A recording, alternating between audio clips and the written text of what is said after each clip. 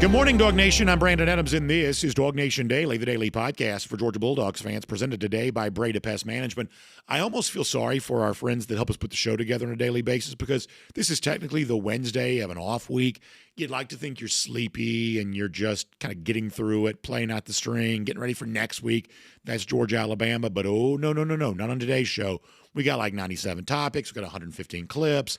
We've got 8 million moving parts in today's show, because that's what we do around here. We fill the time and have a good time, and we're ready to talk some Georgia football with you here today, including, by the way, before we are done, I am going to ask for your help with something. Many of you are far more industrious than I am.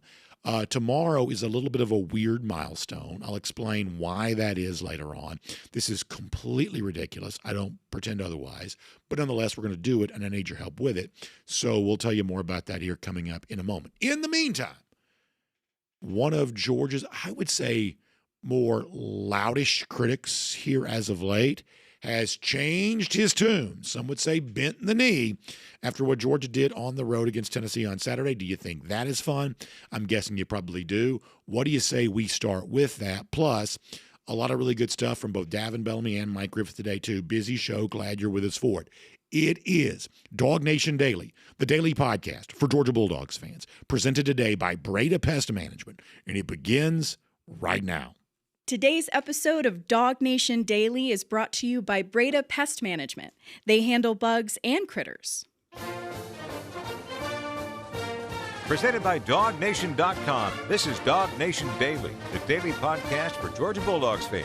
Here's your host, Brandon Adams. I got to tell you, it has been a fun week for me thus far, because one of the things that we've been able to do is talk about the aftermath of really one of the most thrilling wins we've seen Georgia get in quite some time. I mean, it was just, and there have been a lot of these thrilling wins as of late. I think the number somebody gave us the other day is, of the last 6 games, 3 of them have been overtime wins for Georgia. That's a really wild run that UGA's been on, and we're entertained by it. We're proud of it. It's just a really, really good feeling. And I wish, there are times in which, I try to be a good person, but there are times in which I wish I was a better person than I am. This is probably one of those instances, because one of the things that I do take a slight perverse pleasure in is when maybe those who have said some things about Georgia that we don't love, that irritated us a little bit, when they are forced to change their tune. Boy, it seems like some really good stuff comes our way when something like that happens. It is just a really good feeling to know that those who've maybe been critical of Georgia, based on the way that Georgia plays, are now forced to acknowledge, all right, maybe Georgia's better than I gave them credit for. I wish I was the bigger man and didn't need to take satisfaction in that, but I do. I really, really enjoy it. So let me give you some context for this. Do you remember, what is it now? I guess about a week or so ago, we were talking about something that the Fox analyst and college football media gadfly, Joel Klatt, had said, in particular by Gunnar Stockton. There have been several things, and I don't hate Klatt. At times think Klatt's pretty astute in his analysis, but we're no different than anybody else. From sometimes coming from a bit of an anti-SEC place, because I think that Joel sometimes has a hard time trying to decide. Am I trying to be the stately voice of college football, or am I trying to be a loudmouth on the internet? And I think he's having a hard time figuring out which lane he wants to be in. And every now and then, because he's not an SEC guy, he works on the Fox broadcast. Every now and then we feel like probably turns the volume up a little bit on some of the SEC criticism. And honestly, that's probably not a bad career move. It's nice to have a shtick. It's good to have a persona. We have seen others create an anti-SEC persona for themselves, and they get more attention from that than they otherwise would. So I don't necessarily hate the hustle necessarily, but we are also going to reserve the right to call it out. So for context here, let me give you an idea of just a few days ago just how critical Joel Klatt was willing to be of Georgia, and frankly Gunnar Stockton in particular. This is from a show last week. You might remember it. Georgia's starting quarterback had to throw 34 passes against Austin Peay? Yep. Guys, if Julian Sayin or Dante Moore would have thrown 34 passes against Austin Peay, they would have scored 873,000 points. So who wins this week? Tennessee or Georgia? I kind of like Tennessee. Like at home, they've looked really solid. They're clearly internally motivated. Aguilar looks like a quality player. Georgia better watch out. I'm really, really thinking about just picking Tennessee straight up. So there you go. I'm really thinking about picking Tennessee as if we're all just waiting with bated breath to find out who Joel Klatt's going to take in this game. Georgia better watch out, we're told. So that's context for what Joel Klatt was, and we're going to say it this way, forced to say on his podcast this week, perhaps bending the knee here after previous criticism of Georgia, and Georgia went out there on that field in Neyland Stadium on Saturday and proved him wrong. Klatt, to his credit, was more than happy to change his tune, now giving Georgia the praise that some would say he should have been giving them all along. This is the latest talk from Joel Klatt now on Georgia. Take a listen to this. The SEC still goes through Georgia because those dogs can bite. They have resilience. This is a great, proud program. They practice with urgency. They build their roster with urgency. They play with urgency. This is what we didn't see from Alabama against Florida State in week 1. This is a team that answered the bell in that environment. Again, this is one of the most special environments in college football. It's checkered out. It is loud, and you're down 21-7. Yeah, down 21-7, had every chance to maybe tap out at that point in time, every chance to maybe say, okay, it's just not quite our day. And yet, as you know, that is not what Georgia did. And Joel Klatt had even more to say about the impressive nature of the Georgia win. Here's Klatt again. Most teams would have folded. Most teams would have folded. They wouldn't have the mental fortitude, they wouldn't have the toughness, and they wouldn't have the quarterback with that same toughness to come back from 21-7. I'm sure the defenses will play better moving forward because they're not going to have to see the offenses that they just saw. But it just is a reminder, as good as Tennessee played at home, and as highly as I now think of Texas A&M, and LSU's got a couple of big wins, and John Mateer and Oklahoma look a lot better. And guess what, folks? You still have to beat Georgia, and that's incredibly difficult to do. That conference still goes through Georgia. It goes through Kirby Smart, and right now it goes through Gunnar Stockton. Oh, so now the SEC runs through Gunnar Stockton. 5 minutes ago, he can't complete a pass against Austin Peay, but now the SEC runs through Gunnar Stockton, and maybe Gunnar Stockton runs the SEC. So the tune changes. Now, I want to be very clear about something. I'm not mad about this, and honestly, it's probably somewhat commendable that Joel Klatt's willing to call balls and strikes and now give Georgia the praise that it's due. However, we're also not going to apologize. We like this sort of thing because we did say a bunch during the offseason. There were others. Who was it? Was it Peter Burns or Chris Doering, whoever it was? The SEC runs through Texas. And a lot of Georgia fans would look at me and be like, now, how is that true exactly? Because Georgia beat Texas twice. How is it the SEC runs through Texas when Georgia ran Texas out of the building, including its own building, twice a year ago? How does that work out? I thought it was a fair question. I thought it was an insane level of analysis when it came out.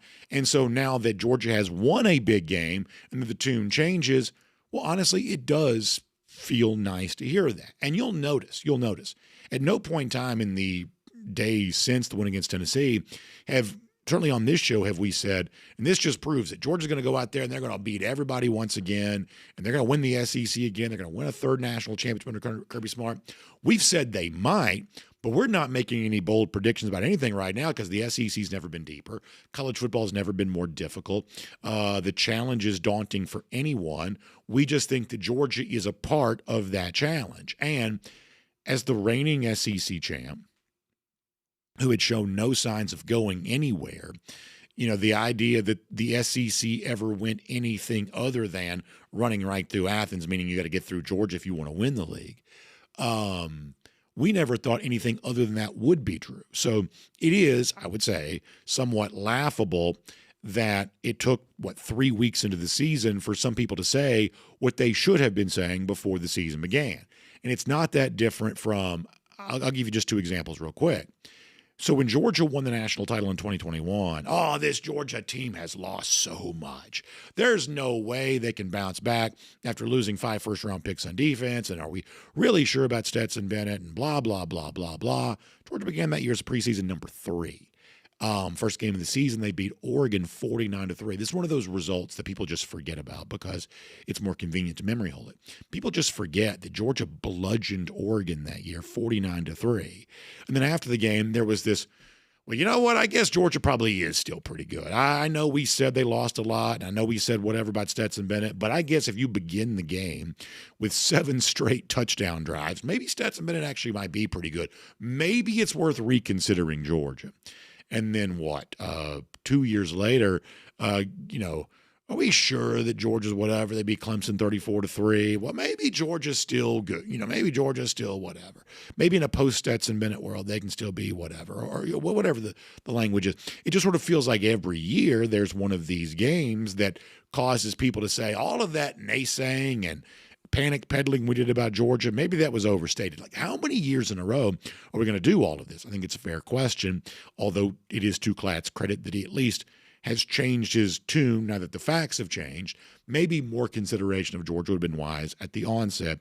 Either way, I think the Georgia fans enjoy hearing the about face. Now, as far as one of the subjects of that praise from Joel Klatt, he now loves Gunnar Stockton after Stockton did what he did. I thought that yesterday when Kirby Smart met with the media, I thought he said something really important about Gunnar. And we actually talked about this with Jake Fromm yesterday. I asked Jake point blank, Jake, as a quarterback, how hard is it to stand there, deliver a football when you know you're about to get blasted?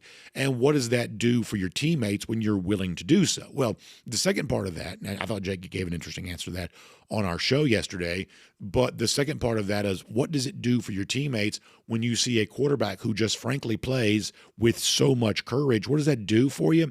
I thought that Kirby Smart gave a good description of that yesterday about how the team wants to rally around Gunnar Stockton because of the way that he plays, not just the performance, but the style with which he goes about it and the relentless tenacity that he's willing to show. This is Kirby Smart from yesterday. Well, I think it brings, you want to play hard for players that make sacrifices and that you like. I mean, ultimately, when you like someone, you love someone, you endear yourself to someone, you play harder for them. And the players love Gunnar. They want to play hard for him. He doesn't complain. He doesn't point fingers. He doesn't lay blame. He takes hits on the chin and takes some pretty vicious ones.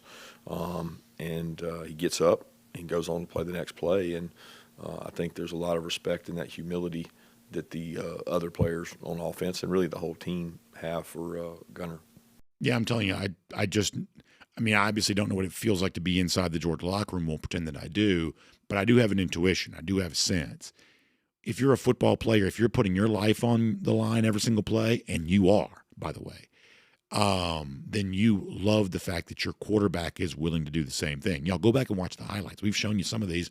You can go to the DawgNation YouTube page and see many others. Stockton stands there knowing he's about to get leveled, and seemingly he has zero concern for his body, zero concern for that. He's only concerned about making the plays necessary to give his team a chance to win the game.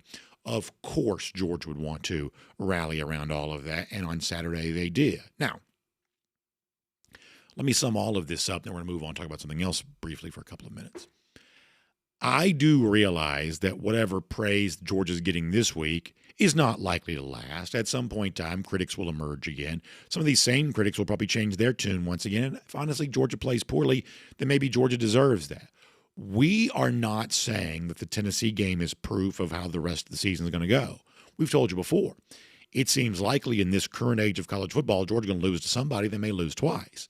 So in light of that, what you want to do is you just want to win as many as you can. And in the immediate aftermath of one of those wins, especially knowing that Georgia's got a little time to let this one breathe before getting ready for Alabama next week, it's nice to enjoy the fact that others are recognizing what we have been aware of. That while we can't guarantee that Georgia wins a championship, we could pretty close to guarantee that Georgia was going to contend and compete for any championship, be it SEC, national championship, or anything else in between. This is a team that's not going to give up without a fight. That was true against Tennessee on Saturday in Neyland Stadium, and it's going to be true for the rest of the season as well. Now, let me shift gears to something completely different. And to be honest with you, I'm not that interested in talking about this, but I am also a man of the people. Enough of you have mentioned this to me, and it got some national attention yesterday. that we probably at least have to at least make mention of, because at a certain point it'd just be weird not to. A lot of you saw this because of our friends at On3. His name is Ryan Silverfield. And listen, I know a lot about college football. I like Group of Five. Memphis has produced a lot of well-known football coaches. Dan Lanning came to Georgia from Memphis. So Memphis is a real program, at least for the most part. I'm not aware of Ryan Silverfield, but boy, he drew the ire of a lot of Georgia fans yesterday because of what I guess was an offhanded comment. I don't know if it's his own radio show or if it was just a guest spot he made on local radio, whatever else, but seemingly out of nowhere, unprovoked, putting the name of Georgia in his mouth, as they say online sometimes. Georgia caught some strays from the Memphis coach yesterday. This is very strange. Critical of Georgia, and I guess what he views as, and has been talked about now going back a couple of years ago, speeding issues for the program. Ryan Silverfield touching on this yesterday. Judge for yourself how fair you think this is. Sure, and we do this all the time, but generally on a Sunday afternoon when we meet with the team, we do two things, and we always start off with not our standard. We always start with the negative, and the not our standard is Georgia wide receiver, right, arrested for driving 900 miles per hour over the speed limit, right? That's a weekly occurrence. So that's one of those, like, we'll show. So that's Ryan Silverfield saying that it is a weekly occurrence, as he says, that a Georgia wide receiver gets arrested for driving 900 miles above the speed limit. And to be clear, obviously, if you want to go back into the past when Georgia has had issues with that, a lot of Georgia fans took that very seriously, and I believe they should. I think the dangerous driving is a big deal. We've never shied away from saying that was the sort of thing that Georgia ought to be concerned about. There was also evidence to suggest that Georgia was plenty concerned about all of that. That's a real issue that needed to be taken care of, and the best we can tell is Georgia has taken that very seriously. So this is not a debate and a discussion about what is serious behavior and what isn't. This is a question of why is it that in September of 2025, this man named Ryan Silverfield, the Memphis coach, is mentioning all of this in what's supposed to be his own radio show, getting a laugh line from the host here. Ho, ho, ho, ho, ho. Like, what is all of this about? It's one of the reasons why so many of you sent it to me. And what I will tell you is this. Thing number one, Memphis plays Arkansas on Saturday. That's probably a bigger rivalry than you realize, because while Fayetteville's a long way from Memphis, Memphis is essentially in the state of Arkansas. If you go across the bridge right there where the Bass Pro Shops is, which is, to my knowledge, the only good thing in Memphis. If you go right there across the bridge where the Bass Pro Shops is, the big pyramid Bass Pro Shops, you're in Arkansas. The Arkansas state line is right there across the Mississippi River, and I would advise you get across the state line as quickly as you can. But the point is that, so there's a little bit of a rivalry there between Arkansas and Memphis. But if there was ever a chance to maybe have one of our friendlies, one of our guys, get a little retribution. Now, Memphis also, I believe, undefeated, so Arkansas may have their hands slightly full here. But it'd be nice to think that Arkansas could be up in this game on Saturday, and our guy Sam Pittman with his very good quarterback Taylor Green, they gave Ole Miss fits on Saturday. Maybe he could tack on an extra score, maybe say that was for Kirby Smart, that was for the Georgia Bulldogs. You talk bad about my previous employer. We love Sam Pittman. We root for him openly. If he could do us a favor and maybe tack on an extra score to embarrass Silverfield, maybe point over there at him on the sideline, we would certainly take that. But also on a slightly more serious note, the one thing I'd also say is this. Like, what is Silverfield doing here? I don't know that Kirby Smart knows Ryan Silverfield. I don't know that Ryan Silverfield knows Kirby Smart. Like almost all college football fans, I have no awareness of Silverfield's coaching background. But what I can tell you is that Kirby Smart is one of the most, and you can hear this in almost everything that he says, professional development-minded coaches in the world. He openly advocates for his coaches to become head coaches, even though that causes him to have to replace one of his assistants. He pushed for Fran Brown to get the Syracuse job, Sam Pittman to get the Arkansas job. He has pushed for current assistants to get head coaching jobs.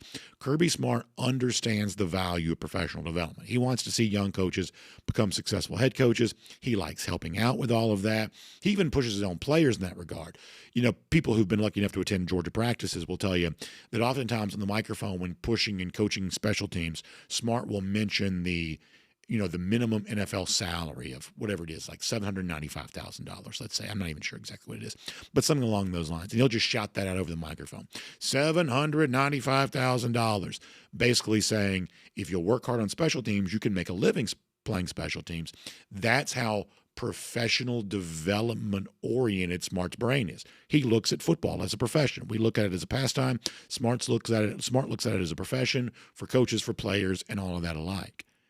This is not an enemy you want to make as an up-and-coming coach because, A, Smart could do a lot of things for you, and B, the longer he coaches, as I said, you got Fran at Syracuse, Sam at Arkansas, Dan Lanning at Oregon. Like, pretty soon you're going to have Kirby Smart lieutenants coaching all over the world of college football. And if Kirby sees you as an enemy, my guess is that some of these other guys, I mean, how many times has Fran Brown been openly complimentary of Kirby Smart? Others too. That if Kirby sees you as an enemy, the other guys that he helped get jobs, they may see you as an enemy too.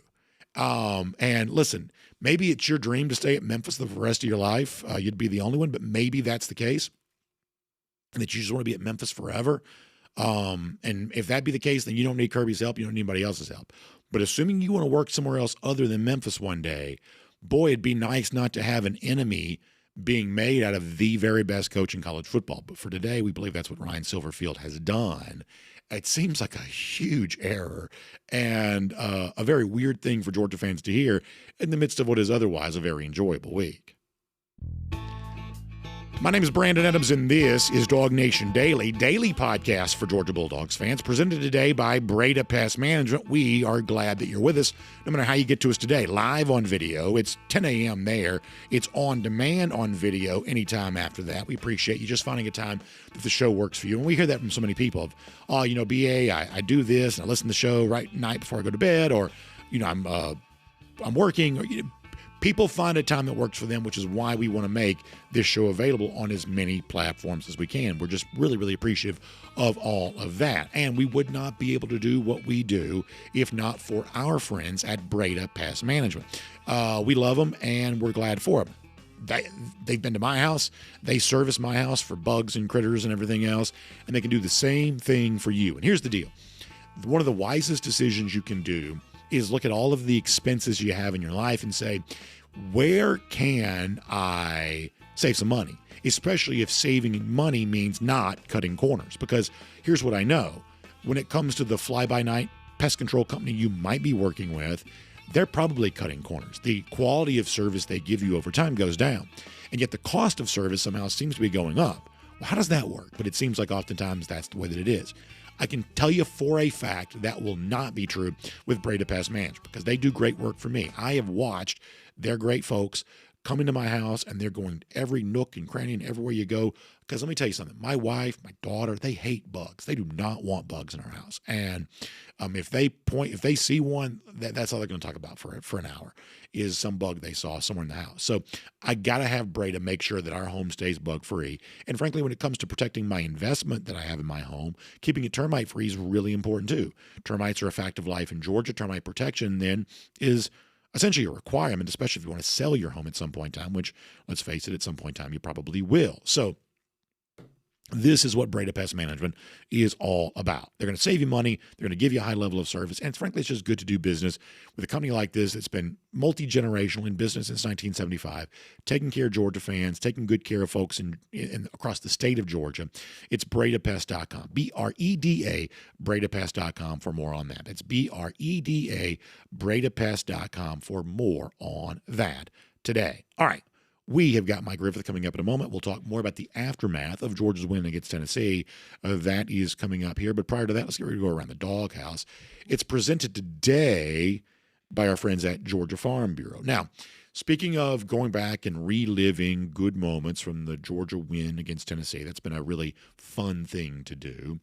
Let us also here for a moment look at how Kirby Smart thought about that game and why that was so meaningful for him. And it's probably not surprising. And by the way, we're playing this for a specific reason, which I'll explain in a moment. But it's not surprising that when Kirby Smart, in the immediate aftermath of the game on Saturday, when he had a chance to reflect on what he liked about the game, it was the tenacity of his team and their unwillingness to yield to all of the things that they could have succumbed to. It's not surprising that that is what Kirby Smart liked most about his performance. And it's also not surprising to know that's what Kirby Smart sees as will be a challenge for Georgia to make sure that they present in all of the big games that are coming up for the rest of the season. Good stuff from near the end of the press conference from Kirby on Saturday. Let's take a listen to this. It gives you confidence on the road. But look, guys, we're going to be back at home against a really good team. We're going to be on the road against really good teams. I mean, it can be good and bad. It's how you take that medicine. And I'm going to make sure they take it the right way and that we get better from it. We have to improve, and that's the goal. We want to be on a elevating trajectory, not flat. So Kirby Smart says we've got to improve. We want to keep it on an elevated trajectory. And I think the point that I'm getting to is that we have watched Georgia win so many games like the one that it won on Saturday that it can be easy. And I don't mean this in a critical way. I think this is a natural facet of human nature. I think you have to really fight very hard to keep this from being true. In other words, we had Brian Kelly the other day talking about spoiled fans. And I think oftentimes fans, because they're a soft target, fans can't really fight back against criticism. So it becomes easy for coaches, for media, all kinds of people to blame fans for everything because fans collectively can't speak with one voice to refute that criticism. So it becomes pretty easy to blame everything that's bad on, fans this or fans that. That's one reason why we try to do a pro-fan, fan-friendly show, because very few around college football seem interested in speaking on behalf of fans very much. So when it comes to, the idea, well, fans get spoiled. In some cases, maybe yes, but in other cases, some of what happens to a fan base that's seen their team win a lot is just a natural consequence of being alive on planet Earth, which you get used to, what you experience a lot. And you have to fight really hard to see something as amazing as it probably is. Georgia just gives us these wins, frankly, thankfully, on a very regular basis. And because we see it a lot, we get used to it. But the idea that after all of these years, going into year 10 now for Kirby Smart, that Georgia is, to use his phrase, still on an upward trajectory. This is a program that can still climb, that can still keep going, and frankly can maintain its perch at or near the very top in college football. That is more amazing than it seems. It seems very normal and commonplace to us because as a human being, we just get used to whatever we experience on a regular basis. We have gotten somewhat used to this, but don't let your familiarity with it blind you to how awe-inspiring games like the one you saw on Saturday truly are. And what Georgia had to do, which is harder than they make it look, had to do to pull it out. Kirby talked more about that on Saturday, too. He talked about it right. I mean, they never say die. I mean, we told him coming in it was going to be blow by blow. How many could we take? Could we sustain? And could we keep throwing back? And we did. But we also cut it way too close. So we got a chance to put somebody away, which I thought we did. We got to do it. Never say die is like an old football and really sports cliche. Probably seen a lot of movies, things like that. And cliches, sometimes just get tired and become almost meaningless. Other times cliches become cliches for a reason. And I would say that the willingness to never tap out in a game like the one Georgia played on Saturday probably is in short supply around college football overall. And I do think the fact that Georgia, in the biggest games that it plays, puts that on display as frequently as it does, I do think that is a very positive testament to Kirby Smart's impact on this team. And I want to draw a contrast for a moment. And I'm not doing this as a way of picking a fight or trolling or anything like that, because honestly, if I'm being really sincere, I probably like this guy a lot more than some of you do. But it is interesting to compare Kirby Smart with 2 national championships, numerous trips to the college football playoff, to Dabo Swinney, another coach with 2 national championships and numerous trips to the college football playoff. And yet, as Dabo has gone through his Clemson career, despite the fact that he plays an easier schedule in the ACC, it seems like Dabo is having a hard time maintaining the status that Clemson has had. And after a second loss in 3 games to begin a season, which Clemson started as a preseason number 4, it seems like the program has slipped. And that slippage has caused some frustration. Clemson fans may be frustrated with Dabo, and frankly, Dabo is frustrated right back with them. So much so that it led to a testy exchange during a press conference this week for Dabo Swinney.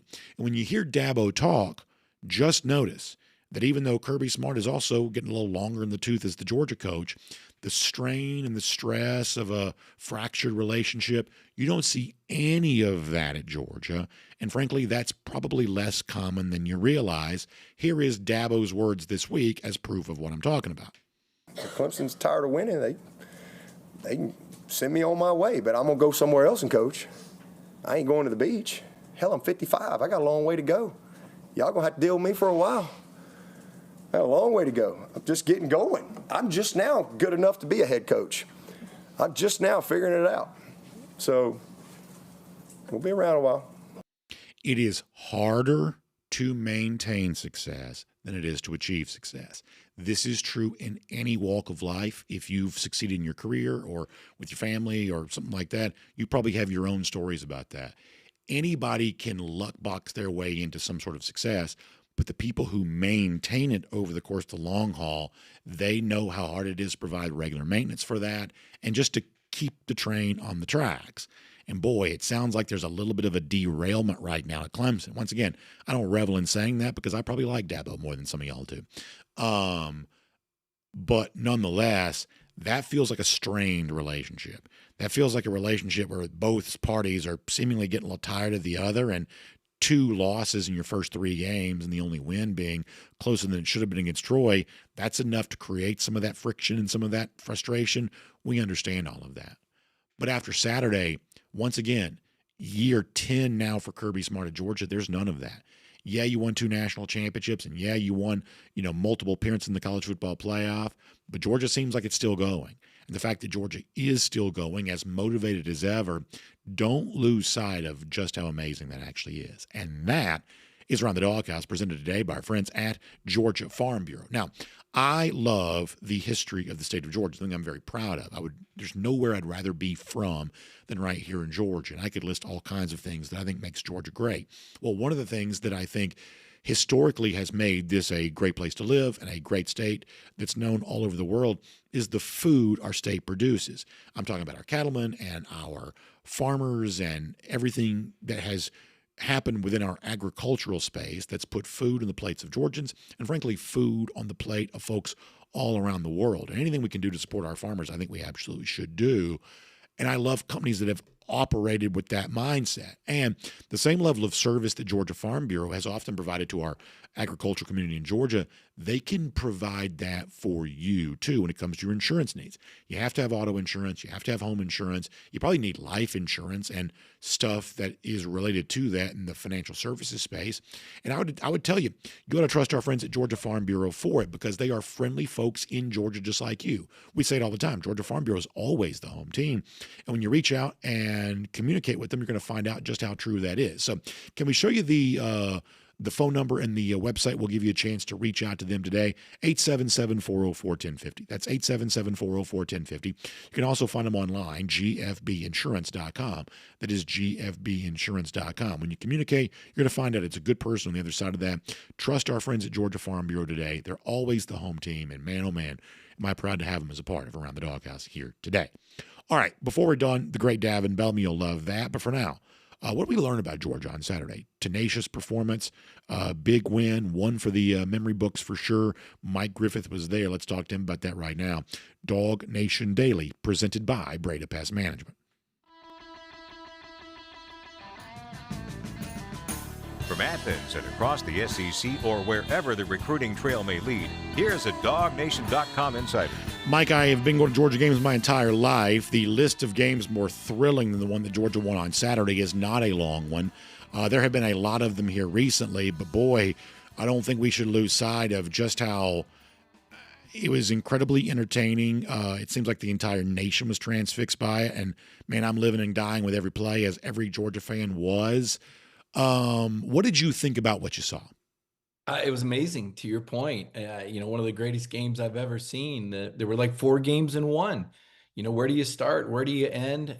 What you just said is true, though. I think the big takeaway is now this is 3 out of the last 6 games that Georgia has won on a walk-off score. And, when those games are close like that, I point to coaching. I point to, program, because Georgia showed fight 90 degrees, but Tennessee did too. You give Tennessee credit. They came back after, Georgia mowed them down on that opening drive of the second half. I said, okay, that's it. This is the knockout punch. And Tennessee fought back, and that's something they have not done. So they have reasons for encouragement. I think Georgia has reasons for encouragement, because we got to see what Gunnar Stockton does in the clutch. Back to the wall. You can't just rely on the people around you. Gunnar Stockton had to make big plays. He had to make an elite throw under pressure, and he executed. And that is a huge building block, because now the teammates know he can do this in the moment. Now, Kirby's told us that he believes in Gunnar, and all that's happened behind the practice walls. We didn't really see it. Now, he won against Texas, and he won his opening 2 games, but he didn't have to deliver a performance like that. I mean, Gunnar Stockton had to step up in the clutch, and then, Kirby did a good job getting a guy like Zachariah Branch. I mean, this is an impact player. I mean, this is an exciting X-factor guy in every single game. London Humphreys. Kirby had a vision for this Vanderbilt transfer. And look at the play that he made. And now he has different stature. So I think a lot of great things came out of this. The defense was exposed. Glenn Schumann, Kirby Smart, they got to go back to work. They got to figure out what they're going to do at the safety position beside KJ Bolden. They got to coach the DBs up. So to learn all these lessons and walk away with a win and have a bye week to catch your breath and get ready for Alabama, it's kind of, in a way, it's a best case scenario. It's more valuable, I think, than if they'd gone up there and just mowed them by 4 touchdowns. Yeah, I think you say a lot there, and it's all worth responding to. Let me go back to the coaching point you made earlier, and just before you joined us, I made the comparison to Dabo Swinney. I don't hate Dabo Swinney. I have a lot of Georgia fans like making fun of him. I understand why they do. That's not something I typically do, but I do think the contrast is worth pointing out here. That just because you've won 2 national championships doesn't mean you maintain that same level of success on autopilot. It's hard to stay at the top of any industry. It just is. You can get up there, but honestly, oftentimes, success is short-lived. The old line about, empires are always rising and falling in America. I mean, there is just something to be said about that. So the fact that Georgia was what we think of Georgia as having been in Neyland Stadium once again on Saturday, honestly, they make it look easier than it actually is. And I do think some of that goes back to coaching. And look, it's also not perfect. Like you said, you got to tune up some defensive stuff, offensive line, work in progress. You can nitpick it till you're blue in the face, and obviously when we have plenty of time to talk, of course, that's what we'll do. But overarching, Georgia is still seemingly on the ascent, or at least at the level that it's been at. And frankly, that's more commendable than I think that some people realize. No question, because it's a dogfight in the SEC, and it's not just at Georgia. I mean, you saw Brian Kelly's response in his press conference. They won by 10 points. First questions about the struggle. I mean, when we talk about, oh my gosh, is Will Muschamp not involved anymore? And oh, geez, if they still had Todd Monken. Those guys had a different roster. Those guys had more talent. Those guys had more depth. They were working with the Georgia program that had been built pre-NIL. NIL has hit college football like a meteor hitting the planet, right? I mean, we're still spinning and, they're still alive, but things are different now. And the way you manage a team and the way you maintain a team and all the unintended consequences that come with it and the balance, right? Because now you theoretically have a salary cap in place. Well, when you get a salary cap, that makes it easier for everyone to catch up and be on a level playing field, right? That's what the NFL has. And so now there's still some programs that are richer than others, but it would be hard for any program under the current rules and structure, with players being able to transfer right away and other schools being able to recruit them and tamper, right? It would be hard for any program to build a dynasty under the current set of rules. So you can't really compare Mike Bobo and Glenn Schumann to Will Muschamp and Todd Monken and say, oh, those guys did so much better. Look at the roster. Look at the depth. It was different. So to your point, maintaining success now, the odds are stacked against you. And Georgia's still finding a way to maintain that presence is absolutely coaching and culture. But you got to realize, like, just because they don't blow somebody out, Just because LSU didn't beat Florida by more than 10 doesn't mean the coaches aren't doing a good job. Like, I had someone say this to me today, BA. I think Florida's given up 2 touchdowns in 3 games, and they're 1-2. They got pretty good defense down there, right? Mm-hmm. But this is how even it all is. So yes, appreciate that Georgia found a way, that culture won out, that Gunnar Stockton is who Kirby Smart said he is, and the Bulldogs improvised. Kirby doesn't want to win games 40-41. He don't want to play that game. He wants to win 21-17. But hey, you're going to take it there. Kirby Smart is going to find a way. You also mentioned Zachariah Branch a moment ago, and because Humphreys made the 4th down catch, we've talked more about him. We've obviously talked about Gunnar Stockton. We've talked about a lot of things in the game, and I do think that Zachariah Branch, you got to talk about him a lot too, because he has the explosive touchdown near the beginning of the game, the big 2-point conversion where Kirby called it the play of the game. He's just almost unguardable in a situation like that. And Georgia had shown some video of him back during fall camp where if he puts that toe in the turf and makes that little juke move, I don't know anyone's going to cover that. It's just almost unguardable. And that is a judicious move in the transfer portal by Smart to bring him in, and all those that would have, but contributed to that decision to bring Zachariah Branch in. I do think that Georgia made a concerted effort to upgrade at wide receiver by bringing in new players to the program, and to my eyes, it has worked. I would add to that, while Noah Thomas hasn't been a big part of this yet, I know Kirby talked about him yesterday, he drew penalties on Saturday. He was the recipient of some PI call, things like that. I think that Thomas is going to have his moment too. I'm genuinely confident in that. But man, Zachariah Branch is a big part of this football team right now, and a really big reason that Georgia won this game too. Well, I actually think the biggest play in the game was in the first quarter. It's 21-7. Georgia's at their own 48, facing a 4th and 3. The stadium's roaring. Tennessee's been unstoppable to this point. Joey's 14-14 for 213 yards and 2 touchdowns. And Kirby Smart makes the decision to go for it in that situation. When part of me thought, oh gosh, this is where Kirby always punts and plays to his defense. But Kirby said, hey, look, we got to change something here. We've got to change the momentum of this game. And I'm going to count on Gunnar Stockton to deliver this strike. And I'm going to count on Zachariah Branch to run this slant and make this catch in this situation on 4th and 3. And they execute it. And it's the start of 20 unanswered points. And the defense stays off the field.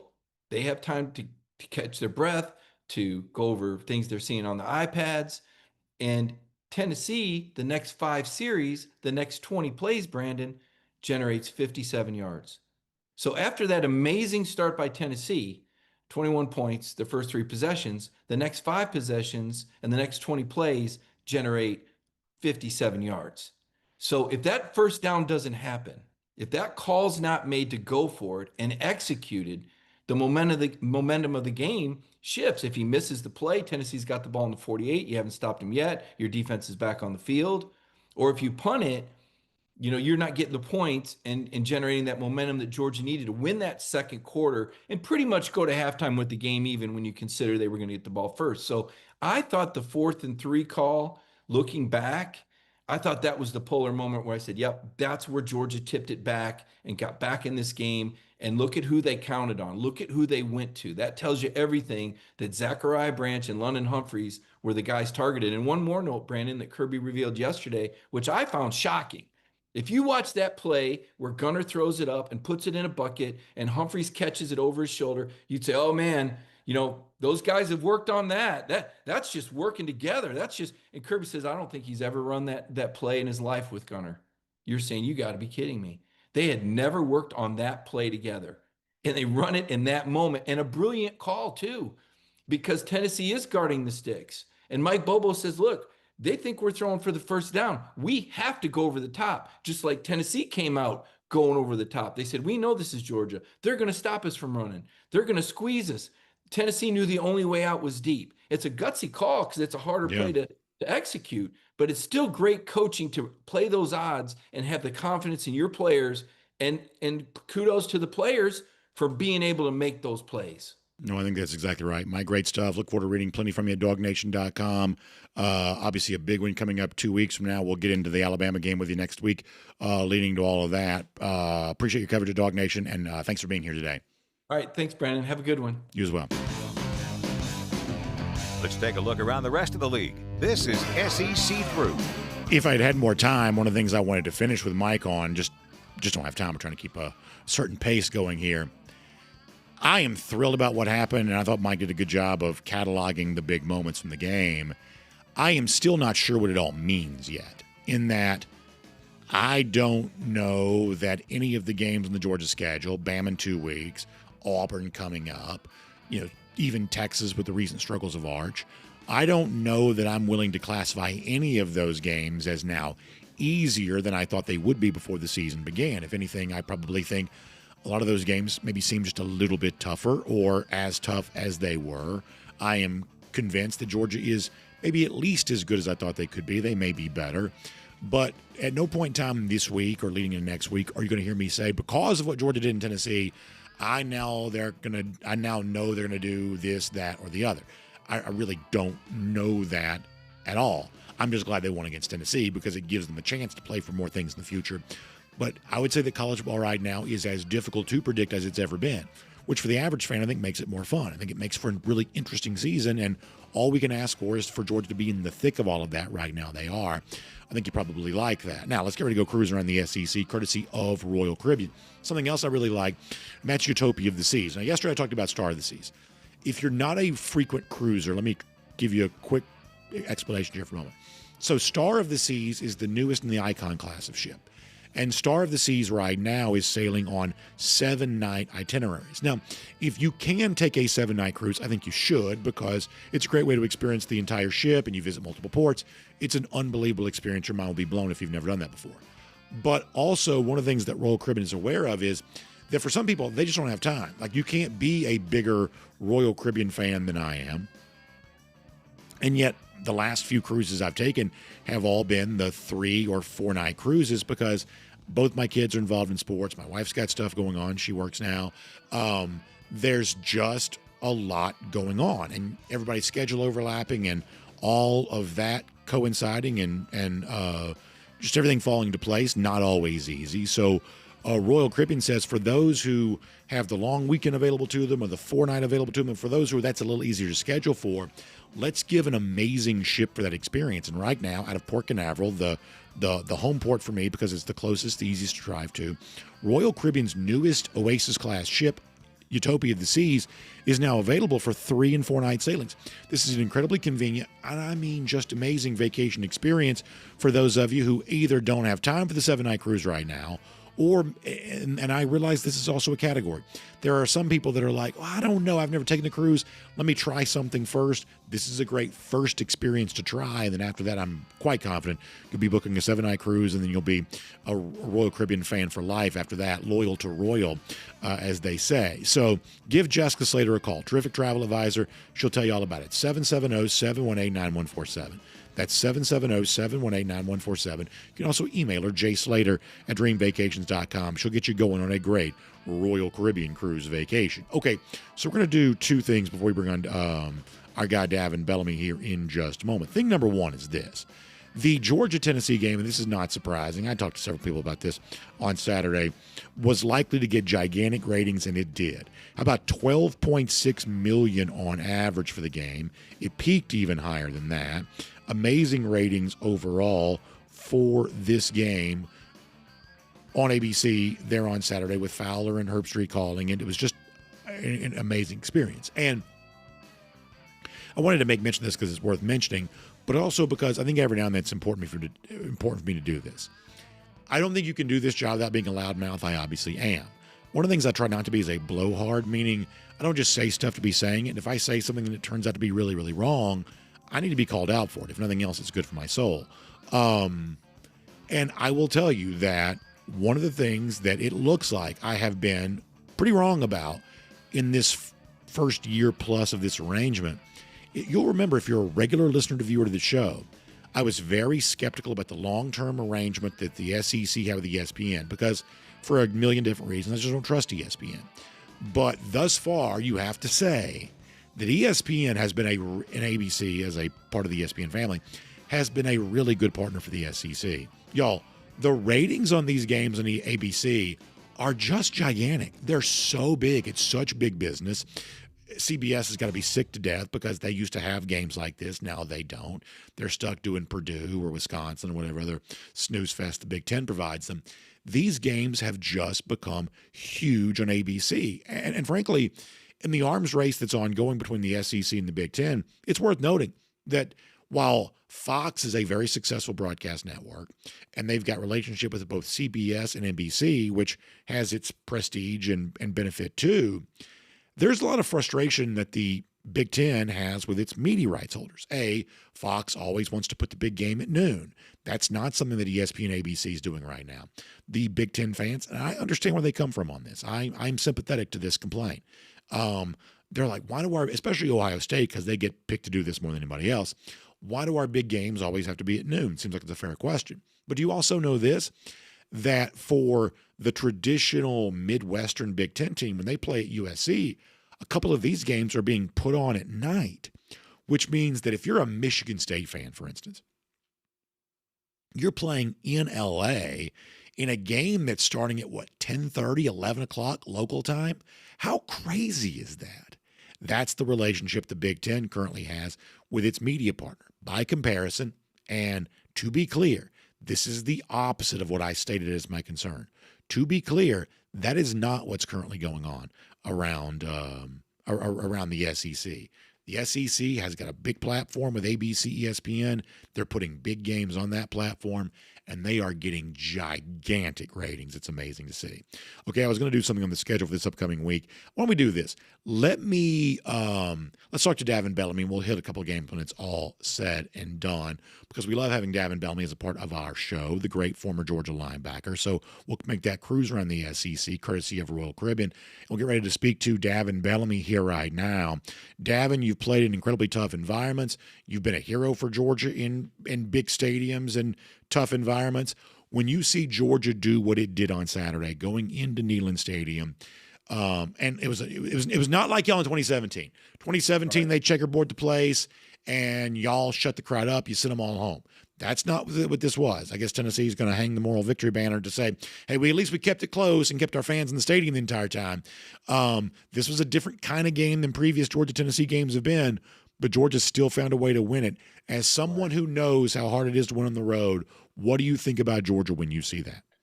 Man, I'm super proud of those guys. You know, our team was a team that, was full of seniors.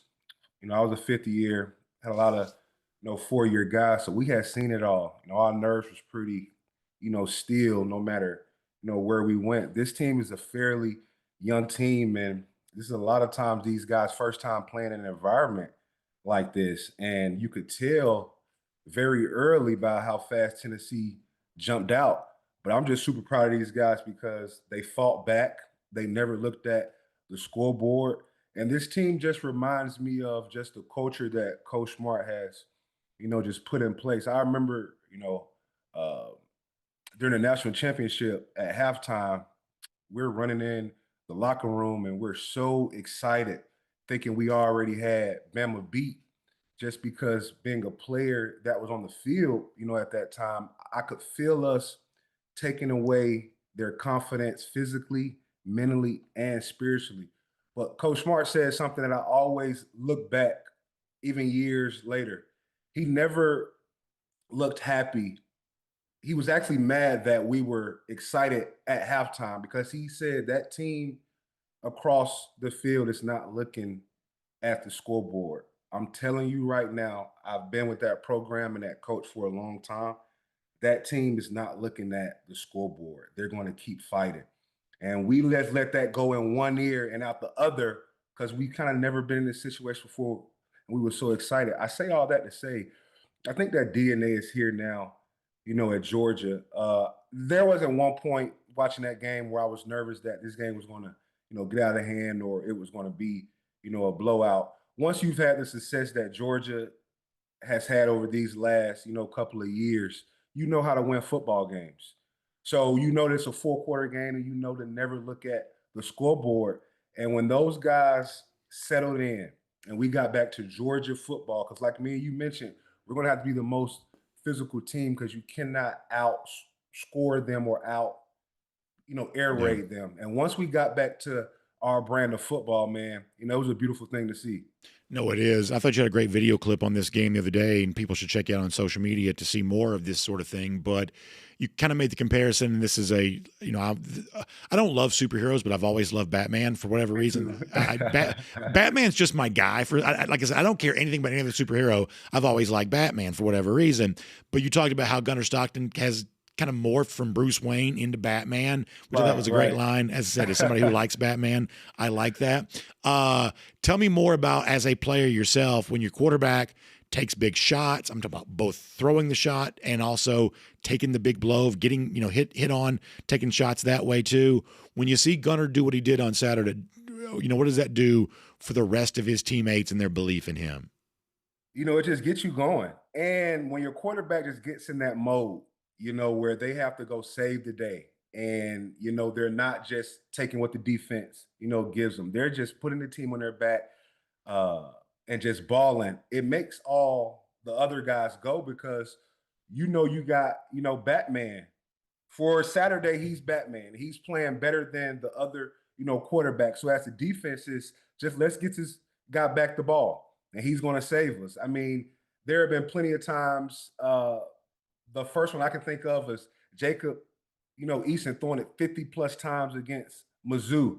And we just knew that every time he got on that field during that game that we were going to get 6, so just having that. And the Bruce Wayne, the Batman thing is you want your quarterback to take care of the ball, not press.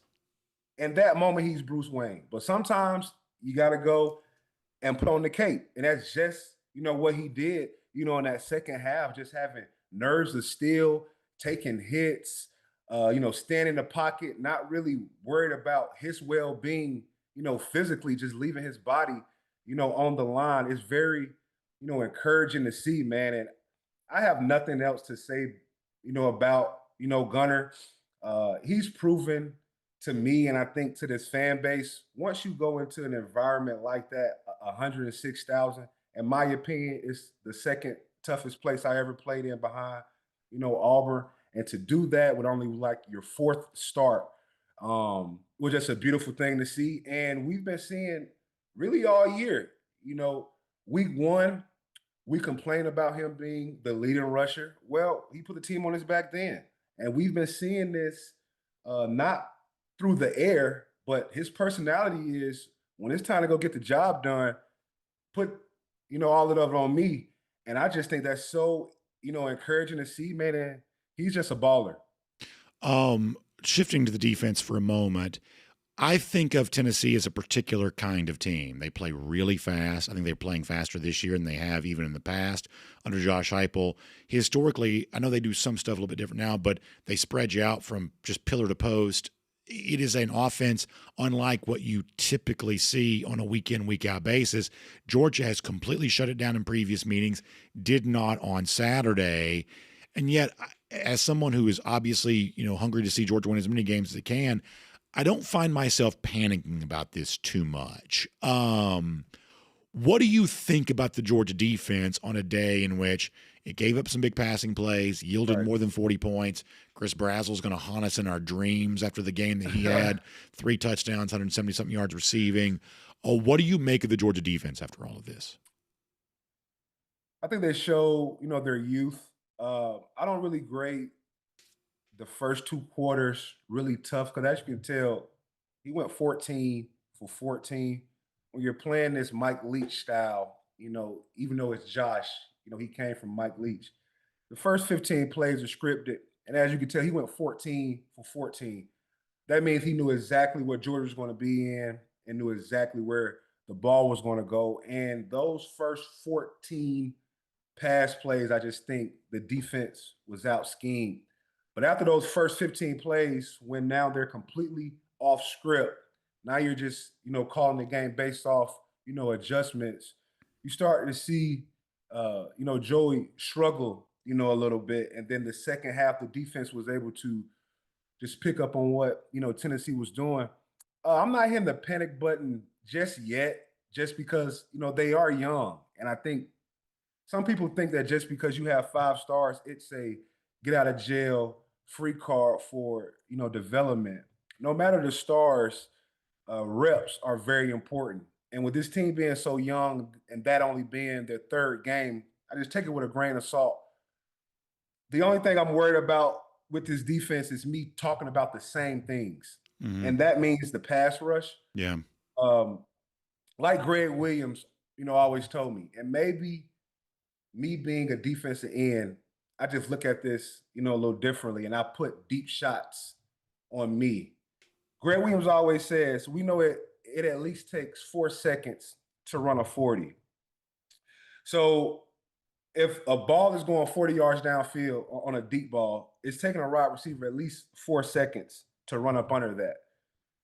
My defensive end has 5 yards to get to the quarterback.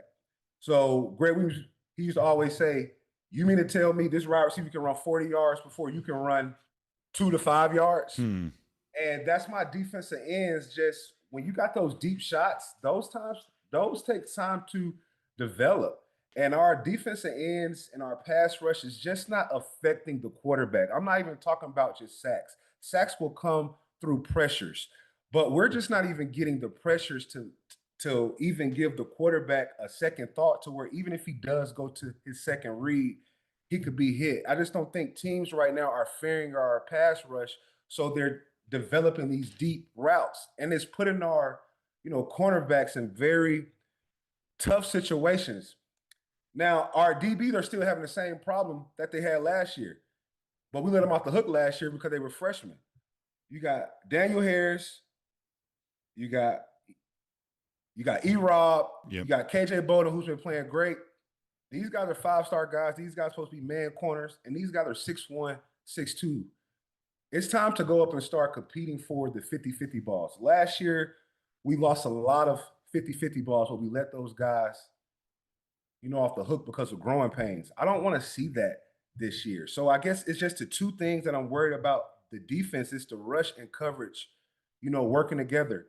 The DBs aren't helping the D-line, and the D-line aren't helping the DBs. And that has to be fixed because I don't care how good you stop the run. I don't care how many points you score. Pass rushers close games. And there's going to be a time to where our pass rush needs to close the game. And I haven't seen that in the last 3 weeks.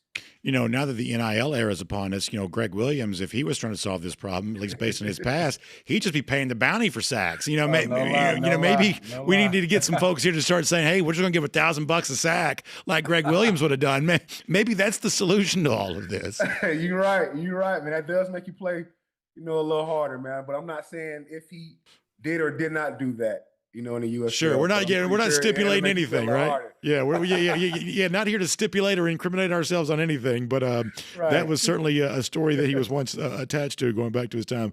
Was it the New Orleans Saints? I guess is that where that became famous, right? Yeah. Davin, good stuff. Appreciate you being a part of the show as always. Great analysis of all this. Fun to be talking about a big Georgia win. Next week, we've got a big game to talk about. Getting ready for the Alabama Crimson Tide, and that is going to be a monster. So we'll do that with you then. Thanks for being here today. Sounds good, baby. You already know, man. Go Dogs. Go Dogs indeed. Awesome stuff. I tell you, man, I love that from Davin Bellamy. Let me do this. Let me work backwards for a moment because I'd wanted to mention this. We just didn't have time to before we brought Davin on. So no Georgia game on Saturday.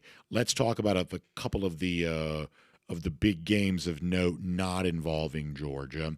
First of all, you've got an SEC ranked tilt between Oklahoma and Auburn. And this is one that I think the Georgia fans should be watching closely because I have thought that Oklahoma's slightly overvalued. If they win here, that becomes less of a strong case to make. I do believe that Auburn's slightly undervalued. This is a game where I'd have my eye on Auburn going into Oklahoma. Obviously a big deal for Jackson Arnold going back to where he once played. And right now, don't lose sight of the fact that Oklahoma last week went to sleepy old Philadelphia playing Temple, and they still won, 42-3, whatever it was. They had every reason to be uninvested in that game, and they just weren't. This is an Oklahoma team that's clicking right now. It really is. But I have a sneaking suspicion that Auburn's likely to be heard from here, and that obviously matters because coming up in a couple of weeks, Georgia has to play Auburn, and guess what? We have said that the benefit to Georgia was you get through Tennessee, you've only got 2 truly hostile road games left. Well, one of those is at Auburn. It's about as hostile as they come. So after all the talk of how do you deal with the crowd, well, guess what? We're right back to having to do all of that again. And if Auburn can upset Oklahoma, that is especially going to be true. I think Nebraska-Michigan is a halfway interesting game. Now, it's outside the SEC, but a lot of people think this is Nebraska's chance to show something. Once again, when it comes to preconceived notions before the season started, I thought that Michigan was undervalued. I do think on Saturday they probably proved that and showed that against Nebraska, but boy, a lot of people are talking up Nebraska right now. That's also probably worth paying attention to. South Carolina, Missouri has become a very big deal, because Missouri's playing great to begin the season, although it's not been extreme competition yet. South Carolina suddenly desperately needs this game, and if you follow the projections and stuff of that nature, man, it seems like the whole world is running away from South Carolina, lining up on Missouri. Obviously, the status of Lenore Sellers is a big part of that, but this just goes to show you how tricky it is for a South Carolina team that had a major breakthrough a year ago and now wants to take the next step, maybe make the college football playoff. They've essentially been blown out by Vanderbilt and now have to go on the road to a red-hot Missouri team. It is really tough in the SEC right now. South Carolina would appear to be not in a very good spot in this one when it comes to Missouri on Saturday, but we've also seen crazy stuff happen in the SEC. I'll also mention that Vandy, Georgia State is speaking of the team that beat South Carolina, it's a revenge game. Vanderbilt lost to Georgia State a year ago, so you're going to guess they're probably incredibly motivated for this one. There is ranked games outside the SEC involving Illinois, Indiana, and then also Texas Tech and Utah. I don't know that I'd watch Illinois, Indiana if it's played in my own backyard, but nonetheless, that is a game featuring 2 teams ranked inside the top 20. I will mention this to close out. And once again, not everybody cares about projected outcomes, things like that, but every now and then you do notice one that seems somewhat interesting. What do you know about Florida right now? Have not looked very good. DJ Lagway throws 5 interceptions against LSU, so much so there's been talk this week of maybe he should be, if not replaced, at least give a little rest for a minute. That's probably nonsensical, but it has been discussed. Frankly, lost outright to South Florida the week prior to that. The team that South Florida played the following week, Miami, they handled them, I guess, with relative ease. Miami seems to be riding high right now. Florida seems to be driving towards a ditch. Florida just had to suspend a running backs coach. Like the fact that Florida finds a new way to be embarrassing every single week, I tell you, I don't know what I've done to deserve such a happy life, but it is continuous entertainment coming from Florida. It feels like we don't go 2 days. Do y'all know what the when the program has to release an official statement, it's always the screenshot of a graphic and it's got all the text in there. It feels like we don't go 2 days without Florida having to release an official statement about something, whether it's a coach fighting, a player spitting, all kinds of other stuff that I won't even touch on. It feels like Florida. I would say that over the course of the last 2 to 3 years, no program in the SEC's had to release more official statements than Florida has. Official statement this week about running backs coach being suspended. But the point is, knowing all that we know, Miami's so good right now. Everybody just loves football. Florida, terrible. Couldn't be worse. And yet somehow, some way, based on the projections I've seen, Miami's only expected to win this game by 7 or 8 points right now. Does that sound like what you think you know about both these teams? That somehow Miami only slightly a touchdown better than Florida right now? What's going on there? That's not common understanding of those two teams. That seems interesting. Maybe Miami and Florida might be more fun to watch than some folks realize. Worth at least considering that as a possibility. We'll make that cruising. Well, we've already cruised around the SEC courtesy road equipment, but we'll make that what we're supposed to do for cruising a little bit earlier. Let me also give a couple shouts out here. First of all, to our friends at Dr. Pepper. Love having them a part of the program. Our guy Jonathan getting ready to have some big news from Dr. Pepper. We're thrilled about that, unrelated to the show or football or anything else. We just are big fans of Dr. Pepper and big fans of the folks who make Dr. Pepper possible for us here on DawgNation Daily. My encouragement to you is to try some. Enjoy it. And be on the lookout for the Fansville commercials. We think the crop this year is really funny. We like the the draft slide. We think that's really funny. They're clever commercials written by obvious football fans because Dr. Pepper's connection to college football is authentic. It's a real thing, and we love it. And so make sure you enjoy the rich, one-of-a-kind flavor on game day, whether it be Georgia playing or not. You can enjoy some Dr. Pepper. So as you're doing your shopping at your local Kroger, wherever you're picking up your groceries, make sure you pick up some Dr. Pepper here today. And I'll tell you this, and this is a corny transition, but it's a real one. Do you know that we had our great event at Cercheros the other day, the delicious fresh mix of Cercheros? This is as true a story as I'm capable of telling. That they treated us to a great lunch, incredibly nice people. And one of the great folks from Cercheros said, hey, we also have Dr. Pepper because I know you love that, which is, it's a true story. That's a thing that happened. And that's the friendly service that Cercheros is famous for. We were at the Alpharetta location of the day. In fact, we got some big stuff coming up next week with our friends at Cercheros. We have, I think, a pretty cool thing we're going to be telling you about. So I have almost jumped the gun on this multiple times and told it way too soon. I actually almost got in trouble for this at the DawgNation Invasion, too, when it came to the ticket release. But either way, sometimes I do get drawn off sides. But when it comes to Cercheros, you're going to love the fresh mix of Cercheros. You're going to love it. It's delicious. So please make sure you check it out today. If you want to go through the line, they'll grill your veggies for you. Or if you want to get it catered for a great game watching party or anything like that, the fresh mix of Cercheros is going to be awesome for a tailgate, a game watching party, or just stop by one of their more than 40 locations across Georgia and around the South and enjoy it in restaurant too. You can find out more online. It's Cercheros.com. That's Surcheros. It is Cercheros.com for a lot more on that today. All right, we're going to show you a golden shoe. Then I'm going to ask for your help with something if you don't mind. Let me start with the golden shoe. And look, we don't try to put regular civilians on blast around here, so we're not going to reveal any kind of name or username or anything like that. But I did get something funny from Matt Rukavina, one of our regular commenters, part of our community, who says, can we give this a golden shoe? So apparently a Tennessee fan goes on a popular Tennessee message board to ask why Tennessee didn't get a chance to try another field goal on 4th down after the failed field goal on 3rd down at the end of the game. Obviously, it would seem, not being aware of the basic rules of football, this coming to light because of a post by the folks at Message Board Geniuses. Matt Rukavina asking for a golden shoe in honor of this, and we'll grant one. It is worth keeping him on here. While we're not going to reveal the identity of the Tennessee fan who asked this question, it's probably worth remembering when you argue with a bunch of Tennessee fans online, this is who you're arguing with. Oftentimes they are not sending their best for some of these online debates. Just worth keeping that in mind, as shared by Message Board Geniuses, made aware to me by Matt Rukavina. We'll give him a golden shoe for bringing that to light. Now, before we wrap up, need to ask you a favor. This is both ridiculous but real. So let me show you first the Gator Hater Updater for today. It has been 1,775 days since Florida's beaten Georgia, which is an awesome number. We're proud of that. It has also occurred to me, and this is so dumb, and I'm sorry, I wish I was better than this, but I'm not. Tomorrow is 1,776 days since Florida's beaten Georgia. And obviously that's a very important number for our nation's history, the year of our founding. And so I was thinking, wouldn't it be great, and like I said, this is so dumb. I was thinking, wouldn't it be great to do a theme around 1776 for our Gator Hater Updater? Perhaps having me in some sort of American colonial themed outfit, laughing at the lousy stinking Gators in honor of this.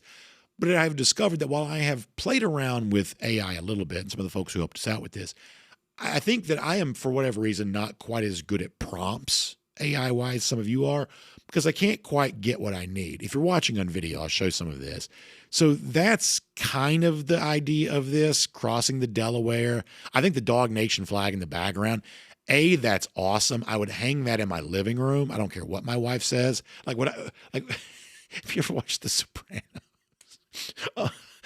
Paulie had the picture of Tony over his fireplace. Like, I would put that in my living room. I absolutely would, and I think I still might. That's actually pretty amazing. So that is part of the idea of this in honor of 1776. Do we have any more of these? So you've got this one. I guess that's supposed to be George Washington. It doesn't look much like me. I don't hate that either. I just feel like there's a way for it to be better. You'll also notice there are other SEC teams floating in the water there, which is interesting. We're in an SEC boat. I don't hate that, but it's not quite Gator hater-ish enough. I feel like you've got to you got to somehow combine the colonial theme with the Gator hater for 1776. Do we have any more of these? Is that it? Yeah, so that's what we have. That's the best we could do so far. So my request is for those of you who'd be willing to, if you would be willing to use whether it's ChatGPT or Grok or one of these deals, if you can make a image for us that combines the colonial theme of 1776 with the Gator hater or whatever else, and obviously keep it clean. We're a clean show. I can't imagine how that could not be clean, but you get the point. We'll show you on the air tomorrow as a way of celebrating 1,776 days since Florida's beaten Georgia. This is not clever. This is not, slick. This is pretty, I don't know, whatever. But you know what? It's also what we're going to do because I think it's funny. So we'll do that tomorrow, and happy to have you with us here today. By the way, send it in to me if you can, please, because I'd love to show you on the air because, honestly, I need something better than what we were able to come up with. So give it your best shot if you'd be willing to. And we'll see you tomorrow. DawgNation Daily, presented by Breda Pest Management. And on video, time now for the R.S. Andrews Cool Down. R.S. Andrews, the one you turn to for your air conditioning, heating, plumbing, electric needs. They show up on time. They do the work that's promised. The price is promised. We are happy to have them as a part of what we are doing here today. Happy to have you, too. We will probably keep it somewhat light on the comments today just because. Brodo Baggins says that's Kirby Smart. Was that Kirby Smart? I said it was George Washington. Can we see that one image again? Is that actually Kirby Smart crossing the Delaware? Perhaps it was. Is that Kirby Smart or George Washington? It's not really what we think of George Washington looking. It was not supposed to be either one. Okay, so it's not supposed to be. It was. I had originally put a picture of you in. Okay. And said, make this guy George Washington crossing into Delaware, but DawgNation themed, and so that was what we got. Can I see the other one for a second, if you don't mind? Because I'm telling you right now, because Cody and I have. So this one, if you're drunk, maybe it looks like you, or you just squint. Well, I'm looking at it from across the room in the studio here. Can I tell you this? I love that. Like, I'm ashamed, but like I try not to have a lot of ego and things like that. I'd paint that, put that in my living room with a big brass frame. Do you know how amazing that is? Like, I love that. Honestly, that's classy. I love that. That's the Tony Soprano thing. Whoever pulled that out, it's fantastic. Jaded. Yeah, so if you know The Sopranos, this is what Paulie had in his living room. So if Paulie can put that in his living room, it's a whole storyline in The Sopranos. If Paulie can do that, I can do this. That is incredible. If you want to know why I don't get much accomplished in life, it's because we spend our time when the show's not going on, thinking about what we can do to honor 1,776 days since Florida's beaten Georgia. We spent way too much time on this the other day, and that's what we came here and did. So, yeah, that's awesome. Brodo Baggins says it looks like a little bit like Kirby when he turned 76. Okay, it's funny you bring this up, Brodo, because, and once again, y'all, this is all just asinine, and I apologize. But if you noticed that all of the AI images, of which there are many, all of the AI images of Kirby, they all make him look old.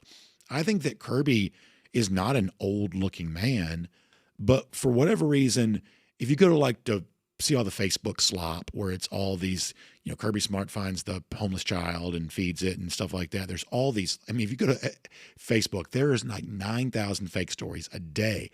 They're just getting pumped out by bot farms. It's amazing. But all of those fake AI images of Kirby, they all make him look 60. And Kirby's only slightly older than I am. So I'm a little sensitive to images that make him look super old because, honestly, if Kirby, who looks far better than I do, if he's made to look old by AI, what is AI going to do to me? So it's like a Where's Waldo photo. How did the random Oklahoma logo get in the bottom right-hand corner? Okay, so that's a great question. Is that not also – there's another logo down the bottom left, There's the SEC logo. There's the Oklahoma logo. Is that Georgia Tech that's floating in the water too? Like, why is it Oklahoma and Georgia Tech? Is that Georgia Tech? I don't see Georgia Tech in there. What is the bottom left corner? What is that?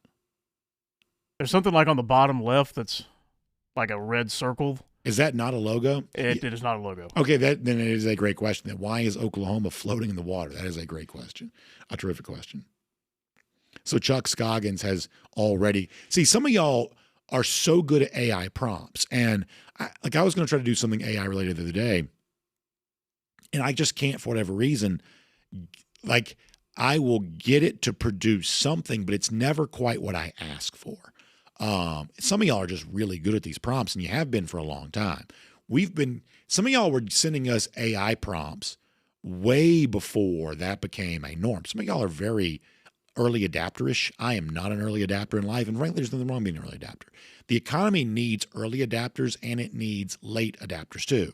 Both ends of the spectrum serve the economy. This is something that Malcolm Gladwell has written about, for instance, if you take him seriously. So there's nothing wrong with not being an early adapter, but some of y'all are early adapters, and I mean, we were getting AI generated golden shoe submissions in like 2023, if not sooner.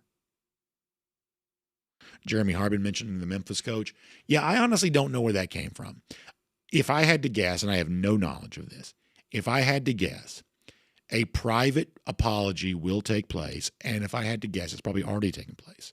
If for no other reason, what's his name? Silverfish or whatever his name is. He probably wants to work again. He probably would like to have a job somewhere other than the job he currently has. And if you make someone like Kirby Smart mad, that's one of those things that you probably have to spend your life apologizing for.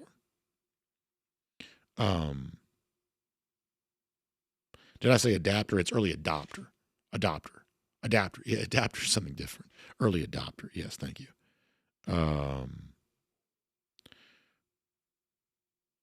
Spencer Clark says he may have been pulling for Tennessee. Maybe he was. But Tennessee fans and Memphis fans historically don't like each other very much, I don't think, do they? By the way, there's also that weird statistical trivial thing about driving from Knoxville to Memphis is essentially the equivalent of driving. There's something about this where it's basically like driving like 3/4 of the way across Canada or something like that.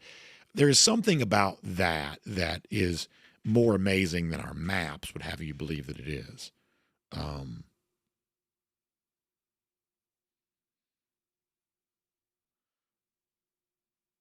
Let's see what else.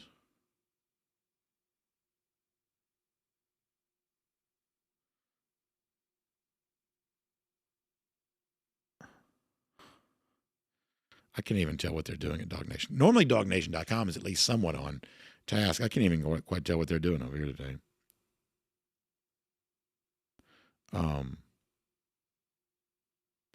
UJ Marine saying if I put that in my living room, I'm going to have to be sleeping on Cody's couch. Yeah, I don't think so. I think my wife knows classy when she sees it. She knows classy when she sees it. You tell me that thing in oil paintings, like in an oil painting style with the big ornate brass, weathered brass frame. I'm telling you right now, that looks awesome. That looks awesome. I love that. Savannah Bryant says the Memphis coach was the head coach at a small private school near Savannah, supposedly very unpopular. Well, he's more unpopular in Georgia today than he's ever been. So, yeah. Yeah, doing some Googling on Mr. Silverfield. What I call him? Silverfish. So from Jacksonville, went to the Bowles School. Is he a Florida fan? He better not be. It smells a Florida fan. Although, what was Georgia? John Theus, great dog out of the Bowles School. And obviously Chipper Jones, of course, too. Yes. Chipper Jones, I think, just got the stadium named after him in Jacksonville, didn't he? I believe so, yes. And have you noticed this, Cody? Have you noticed? So Chipper makes no bones about the fact that he's, he's a Florida football fan. Weirdly, he does not like Florida baseball. He does like Florida football. But as a Florida football fan, Chipper says nice stuff about Georgia all the time. So as far as I'm concerned, Chipper Jones is A-OK in my book, even as a Florida fan. So if this, Silverfish guy, Silverfield, if he's using his previous time in Jacksonville to be a lousy, stinking Gator, then he does. I hope Sam Pittman hangs a half 100 on him on Saturday. He is one of the notable coaches to not have ever played football. One of the notable FBS coaches to have never played football. Well, guess what? I don't know. Let me not say much more. But that is actually very interesting. I appreciate that. I do appreciate that. College football. Yeah. Savannah Bryant says that painting needs to be on the DawgNation set. You know, we used to have the painting of Eddie, which I loved. I thought was very classy, very, very pretty. We in all of our studio changes that ended up being a casualty. Used to have a very classy painting of Eddie, which was always really nice. I think this would be really good. I do. And I think vanity's gross. I don't want to be vain. But man, hard not to like such a stately rendition of yourself, I must admit. Yeah, I just think, I think you got to have a little bit more of the oil streaks. You know, it's got to be more of a, what I would call a matte finish. I think you want to do that, put the brass frame around it. You know, at some point in time, we're going to revisit the spittoon. Honestly, I think now, and Cody's right, it doesn't look exactly like me. But honestly, it looks, I don't know. I don't hate that. I really don't hate that. And I'd give anything to have that cape draped over me in real life. For sure. Garrison Tucker also come back to the golden shoe. You just keep in mind, when you get into these big arguments, I just love that. I do. I wish I didn't, but I do. When you get into these big arguments with people online, just keep in mind, they are not sending their best. They are not sending their best. Not sending their best. Let's see what else.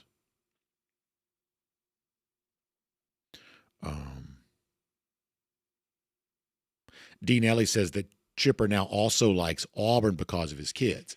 Now, as someone who does, I have great affection for Chipper Jones. I'm a very big fan of his. I do need to caution him that he's getting dangerously close to being like someone else who I also have great affection for. Y'all know that eventually we had to almost wash our hands with Ric Flair. Not an easy thing for me to do because Ric Flair I just think of as royalty. But eventually Flair was just a fan of every team. Just a fan. He literally was just a fan of everybody and had been dressed in the gear of 3/4 of the NFL, all of college football, half the NBA. He'd just, anybody give an appearance fee, he'd show up and do the woo and put the jersey on. We eventually had to wash our hands of Flair that, not everybody stays great all the way through their tenure. And we had to admit that Flair was not being a particularly great steward of his post-career brand. Chipper does need to be careful. You can't be a Florida fan and an Auburn fan or whatever else. Now, I half kid when I say that because I would be for whoever my kids went to, I promise you. But that's the thing. Al Chandler says, I need a crown. I think a crown is tough to pull off. First of all, I have a huge head. I think a crown is tough to pull off. I do think that's tough to pull off. It's, like, does Prince Charles ever put the crown on? Because I just feel like that. I feel like it's hard for that not to come across like a costume. I feel like that. I feel like it's hard for that not to look like a costume. Let's see what else.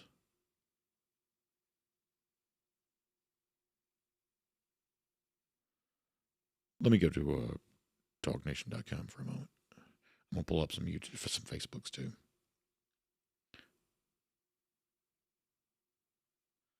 Let's see what else is going on. Let me pull up some Facebooks here for a moment. Once again, our DawgNation.com chat has been a little bit off the rails. I can't quite tell what's going on over there. I'm not fully acquainted with their current conversation. But we'll come back over there in a second. And I'm glad y'all are enjoying it with each other. All right, on Facebook. Marshall Fleming says, now how about this? Here's about a story. He says, I got to hang out with Ric Flair back in 1990 for one weekend. A very nice guy. Let me tell you something. We're not going to get into anything here, but like a lot of the stuff from Flair, like circa 1990 was wild. That, he talk about living your gimmick. If you were hanging out with Flair in 1990, that was probably a pretty wild weekend. Peter Wilson says, where does one wear a crown? That's a good question. I don't know. I feel like the Monarchs don't really wear crowns. It's just it's hard to pull off a crown.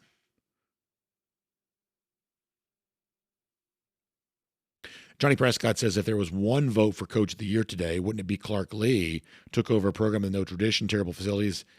Yeah, I mean, Clark Lee's done an amazing job. They're 3-0. All three of their wins have been in excess of 20 points. For Vanderbilt, that's crazy. And yeah, you're right. That program at the start of the decade was a mess for a lot of reasons. And look where they are now, for sure.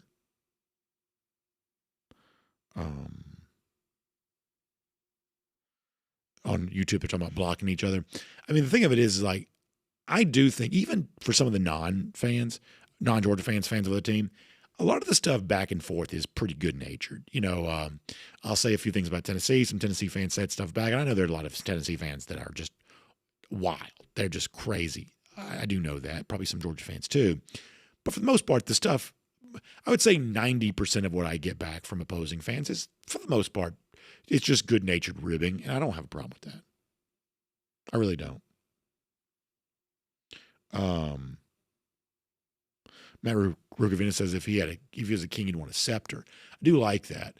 And like I said, I like the robe. I like that. I feel like if you ever watch Game of Thrones, their crowns were not very big. It's a smallish crown. I feel like the British crown is huge. I feel like it's a big, hat. And like I said, it just sort of sinks down over your eyes. I don't know. Mike Mazzell says the cardiac dogs give me a few extra gray hairs. Yeah, maybe that's what I can blame it on. Maybe I can say that I don't think the lighting is a little bright in the studio today. But maybe Georgia playing so many close, thrilling games has given me more gray hair than I otherwise have. Perhaps that's the case. It does look extra gray today, though, I will tell you that. Let's see what else. Brian Whitaker says, I don't know if I'd want to hang with Flair back then. He was burning the midnight oil hard. Yeah. I mean, the whole idea being like limousine riding, jet flying. I mean, Flair really was doing that. He really was doing that. And, not always in a glamorous, not always, I don't know, whatever. But, I mean, the stories that I've heard is that Flair really was that guy for a long time. And, perhaps, I don't know. Let me not say much more.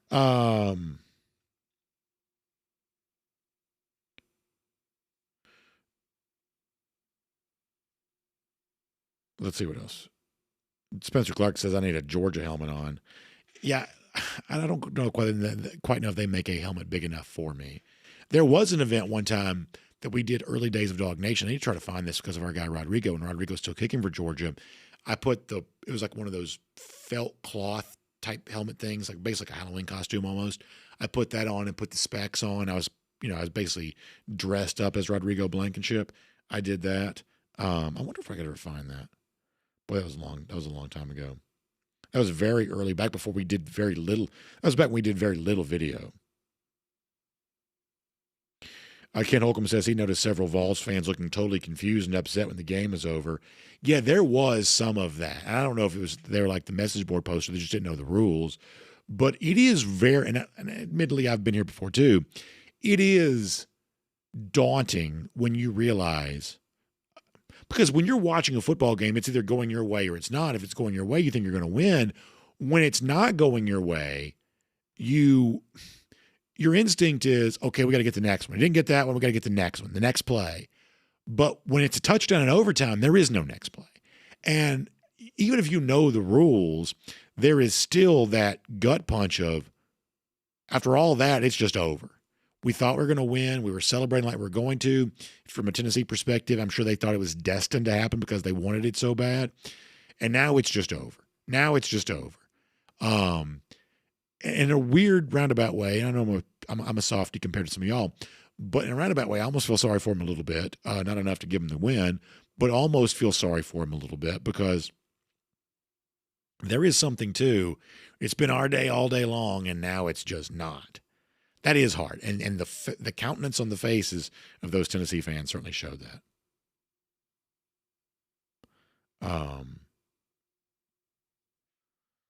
All right, let me see what else. Final comments, and we're going to go. Josh Hobbs wants some pass rush. He said, but we better have some pass rush against Bama. So the one thing, and I'm not guaranteeing this is going to work out, but the one thing I will say is that, while DeBoer wants to play, somewhat fast, I don't believe that he's going to be thought of as playing quite as fast as Tennessee did. You're going to have more of a chance to do that. And, Georgia was giving up passing plays against Tennessee on Saturday. And so what Georgia typically does in a lot of cases, remember, Georgia, is not some, blitz crazy team always, but in the big games, they do send pressure. They've sent inside linebackers. They'll send safety cornerback. Georgia sends pressure from a lot of different places. Maybe on Saturday, because of the success that Tennessee was having, they didn't feel like they could do that. Maybe that's the case. But I agree with you. You can't go through the season with no pass rush. You just can't. I do believe that you can't assume that because you didn't have it against Tennessee that you won't have it in some of the other games. Because as I mentioned during the show, and somebody laughed when I said this, but Tennessee is a particular kind of opponent. I do think there's a game plan against Tennessee that does not resemble your other game plans. At least I'm led to believe that. So I agree with you. You've got to get that going. It does concern me about what Georgia has at edge rusher and places like that. That hasn't been a more natural part of what Georgia's done this season. I agree with all of that. I also remain somewhat optimistic about it, that it can still materialize, even though we didn't see it on Saturday. That's my overall thought about all that. But good comments. We got to go for now. Go check out RS Andrews online, rsandrews.com, for your air conditioning, heating, plumbing, electric needs. They show up on time. They do the work that's promised, the price promised. You can trust them on all of that, including getting your AC unit. It's been hot. I told you it would be. This is a weather report that I got right. So with the hot weather here and lingering for a while longer, get your AC tuned up so you can stay cool and comfortable on all of that. Also, it certainly seems like RS Andrews Go With The Flow going to be preempted this week with no Georgia game. I've also got some stuff kind of going on that's going to prevent me from being able to do that. But we'll be back next week getting ready for the Georgia-Alabama game. I believe that's going to be the case. So that's that. Also, we'll see you tomorrow, DawgNation Daily, presented by Breda Pest Management. We will look forward to talking to you then. And if you want to send us a submission for 1,776 days since Florida's beaten Georgia, we'll take that as well. We will see you then, DawgNation Daily, presented by Breda Pest Management.